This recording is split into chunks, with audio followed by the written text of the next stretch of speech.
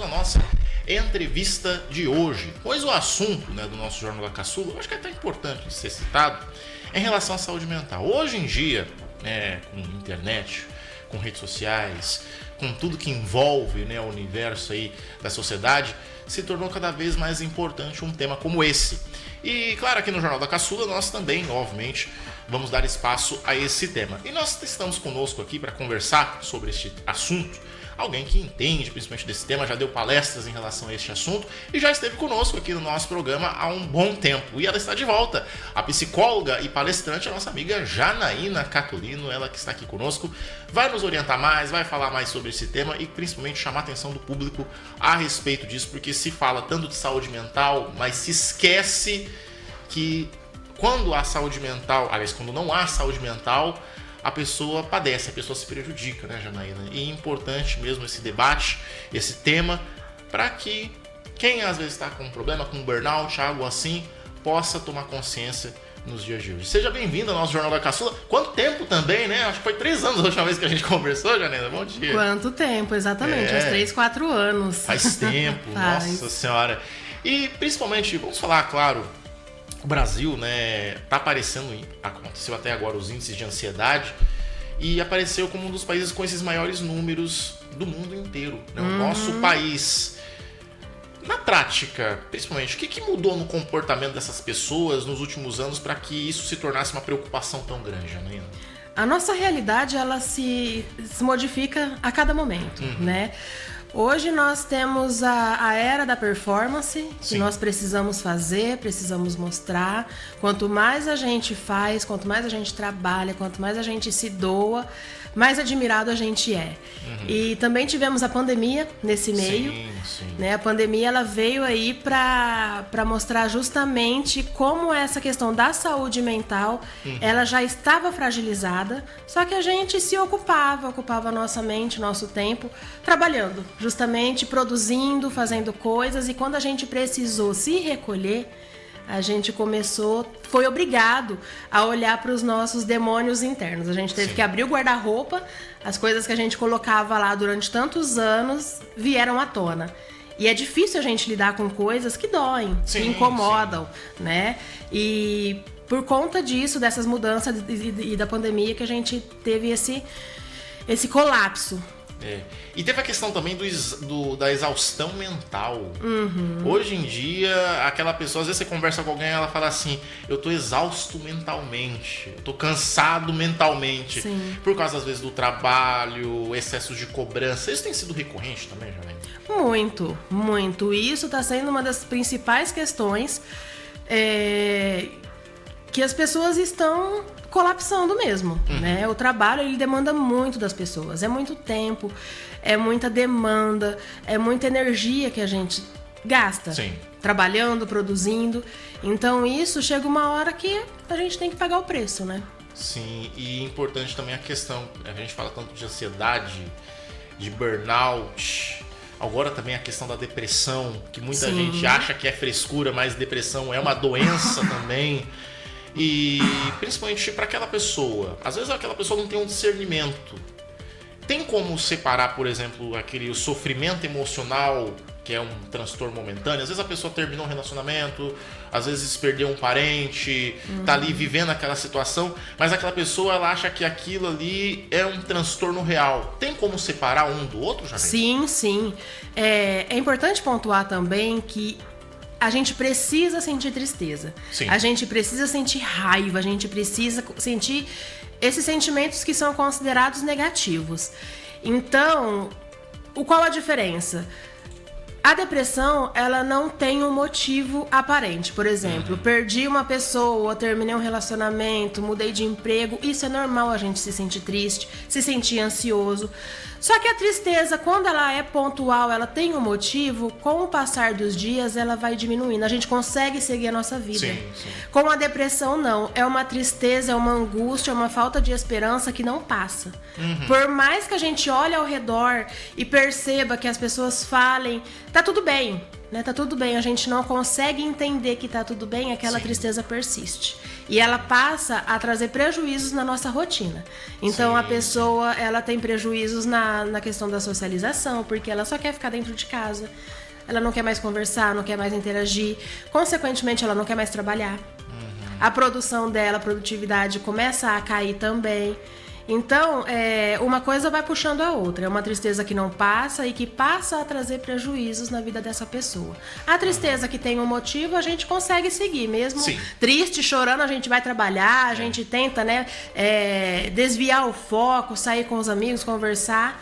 Essa é a grande diferença. Seria um modo de distrair a cabeça. Isso. E principalmente hoje, agora tem celular, rede social, tudo mais. A pessoa ali tá tão focada em rede social e tudo mais, mas esquece de cuidar da cabeça, cuidar do emocional e tudo mais. Tem como isso tudo alterar também o funcionamento emocional da pessoa, principalmente em questão da concentração dessa pessoa, da autoestima dessa pessoa, Janaína? Com certeza. O celular, a internet, os vídeos rápidos, eles estão derretendo a nossa cabeça, né? O nosso cognitivo, foco, atenção, memória, tudo isso já existe uma diferença de quando não existia esses estímulos e para hoje. Então afeta muito, muito, muito. Se para nós adultos afeta, imagina para as crianças, que a gente vê que às vezes passa um período da tarde, da manhã, à noite ali no celular consumindo aqueles... É por isso que também o número de ansiedade e depressão em crianças aumentou muito. Sim. Você tem percebido isso nas palestras que você tem dado? Eu vi que você esteve também com crianças, pessoal aqui da Prefeitura de Três Lagoas. Você tem percebido isso, principalmente nesse tipo de público, Janela? Que a criança tá em formação ali, tem percebido isso? Demais. Aumentou assim exponencialmente a quantidade e até no consultório também. A procura, né, de pais preocupados com a ansiedade e depressão nos filhos tá alarmante. Tá uma questão já acredito, de saúde pública, porque tá preocupante. E como faz, principalmente falando em crianças, continuando nesse tema, para os pais lidarem com isso? Porque às vezes aquele pai que é de uma época, ele acha que ele tá desse jeito, mas é momentâneo. Aí, às vezes a criança tá dormindo, a criança não quer comer, a criança não quer ir para a escola, ela quer só ficar ali naquela situação, e o pai e a mãe às vezes não sabem lidar. Como cuidar disso, mas principalmente dar um apoio emocional para essa criança, Janela? A primeira questão, a gente precisa enxergar as crianças, os adolescentes, como seres que sofrem como nós. Sim. Né? A gente tem a ideia de que criança não tem o porquê passar por uma depressão, porquê estar triste, mas, gente, eles têm sentimentos. São indivíduos, são seres humanos como nós. Claro que eles vão sofrer, eles vão passar por questões diferentes da nossa, adulto. Sim. Mas isso não significa que eles estão isentos. Né? Eles passam pelas questões, principalmente na questão de busca de identidade, essa transição da infância para a adolescência, as próprias questões da infância, as questões sociais, questões dentro de casa, isso tudo afeta as crianças. Então é importante a gente ter esse olhar para elas, que elas também são seres que sofrem e que sentem. Sim. Né? Como perceber que essa criança está em sofrimento? Eu digo que toda mudança do que a pessoa costuma ser, é um sinal de alerta, é um sinal ali pra gente ficar atento. A pessoa tem uma rotina de alimentação, uma rotina de sono, de lazer, de atividade. Qualquer alteração nesse sentido, a criança ou a pessoa tá dormindo demais ou tá dormindo de menos. Uma alteração na rotina dela. Qualquer coisa que saia do que é o padrão. Sim. Isso eu costumo dizer que é um alarme. É uma questão assim pra gente ficar atento.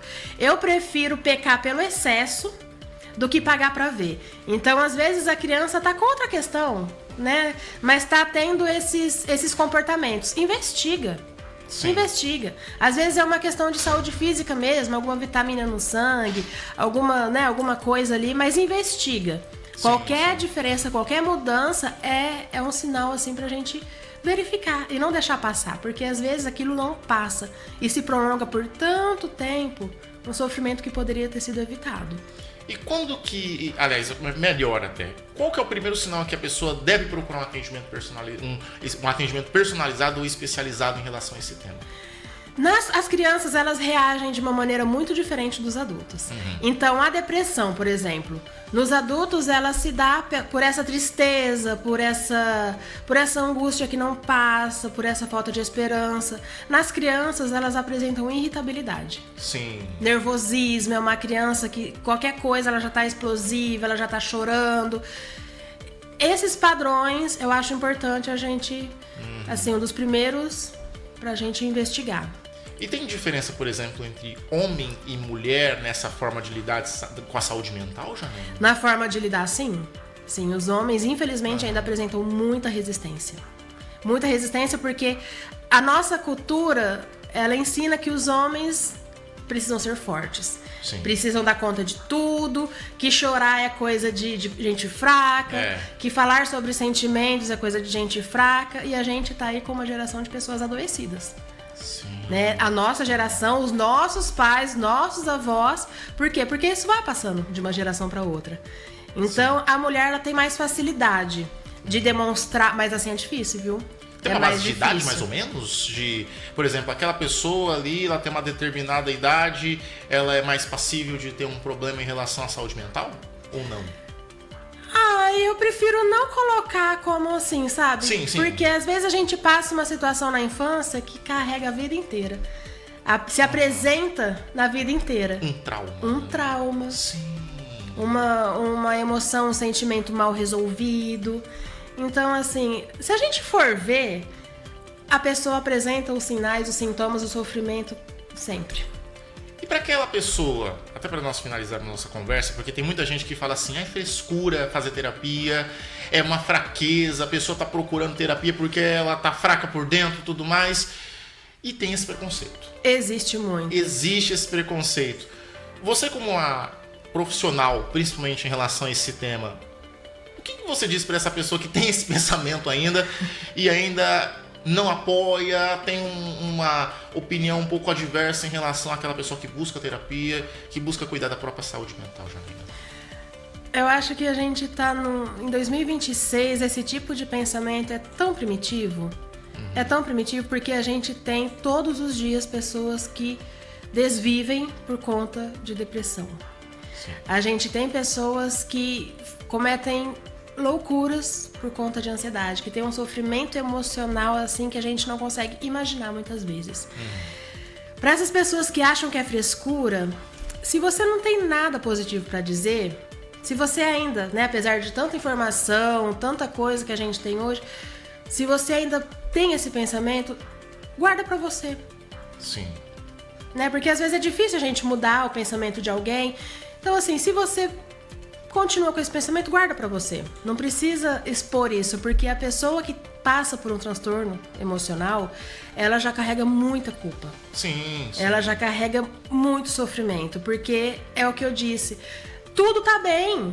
A pessoa né, não teria motivos, teoricamente. Sim. Aí vem alguém e fala que aquilo é frescura, imagina quanta culpa aquilo vai acrescentar nela. Então, guarda pra você, fica quietinho. Se não tem nada pra dizer sobre qualquer coisa, fica na sua. Né? A gente não precisa dar opinião sobre tudo, sobre qualquer coisa. Se não vai acrescentar, não fala. Fica de boa. Fica quieto. É o melhor. E às vezes também a pessoa que às vezes não tá passando por um problema de saúde mental, mas também às vezes tá tão na sobrecarga do dia a dia, também pode procurar terapia. Claro, a terapia é a melhor ferramenta pro autoconhecimento. Pra pessoa descobrir as suas potencialidades, descobrir o que ela pode melhorar, o que ela pode, assim, largar, deixar um pouquinho de lado e focar em outras coisas. A terapia, gente, eu sou cria de terapia. Eu fiz terapia, assim, toda semana por 7 anos. Sim. E foi um divisor de águas na minha vida. A terapia a gente acha que é uma coisa tão supérflua, superficial, mas é um divisor de águas. Sim. Ela literalmente salva vidas. Sim, muita gente não pensa assim, mas também o psicólogo também procura um atendimento. Deveria ser obrigatório. Claro, porque é tanta carga, eu imagino tantas coisas que você ouve dos seus pacientes. Às vezes a pessoa tá numa situação, ela passa pra você E o psicólogo também precisa procurar um profissional para também ser ouvido. Sim, né? porque as pessoas têm essa ideia, né? O psicólogo, ele tá ali num pedestal que não sofre, que... Não, gente, pelo amor de Deus. Sim. A gente é igual todo mundo, a diferença é que a gente estudou pra lidar com essas questões emocionais. Claro. Mas a gente também tem os traumas, a gente também sofre, a gente também sente normal. Por isso que é tão importante, os psicólogos profissionais, acredito que desde a graduação já deveria ser obrigatório na grade curricular. Sim. Apresentar lá o relatório semestral. Relatório de consultas. Exatamente. Porque a gente já tem nossas demandas. Aí imagina você ouvir histórias assim, pesadas. É difícil mesmo, é muito difícil lidar. E trabalhar com pessoas e pessoas de diferentes maneiras, diferentes jeitos ali, tem que ter uma força mental inacreditável. É. Complicado mesmo. Mas, Janaína, para aquela pessoa que está nos acompanhando agora, tá te ouvindo, se interessou, quer saber mais do seu trabalho, principalmente quer se consultar com você, que é mais importante, como faz? Quais são as suas redes sociais, o WhatsApp? As minhas redes, meu WhatsApp, sou eu que respondo, não tem ninguém ali, sou eu no tete a tete, porque eu gosto, eu prefiro isso. Minha rede social é o Instagram, psicóloga.janaína.catolino. Só colocar meu nome lá que já vai aparecer. Sim.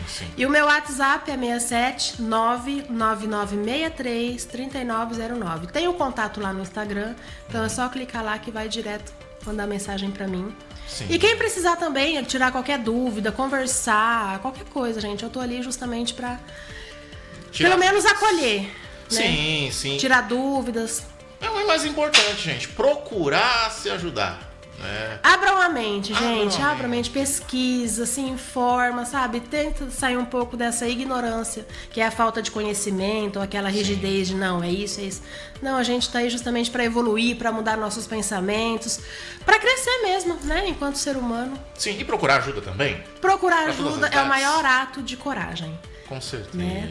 É o maior ato de saúde também. De saúde. De cuidar da própria saúde, que é o mais importante. Porque sem saúde mental não existe saúde física.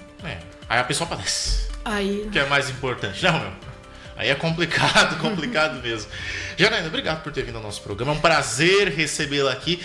Volte mais vezes ao nosso Jornal da Caçula e a Caçula FM também. Você é sempre bem recebida aqui para falar de saúde mental, para falar também de outros assuntos, porque principalmente no mundo em que vivemos é necessário pessoas que entendam de saúde mental e que conheçam a cabeça das pessoas para que possam falar e levar mensagens importantes para quem nos acompanha. Obrigado mesmo por ter vindo. Viu? Eu que agradeço a confiança, a audiência, o que vocês precisarem, eu tô por aqui. É isso aí. Nós conversamos com a psicóloga e palestrante Janaína Catolino, falamos sobre saúde mental.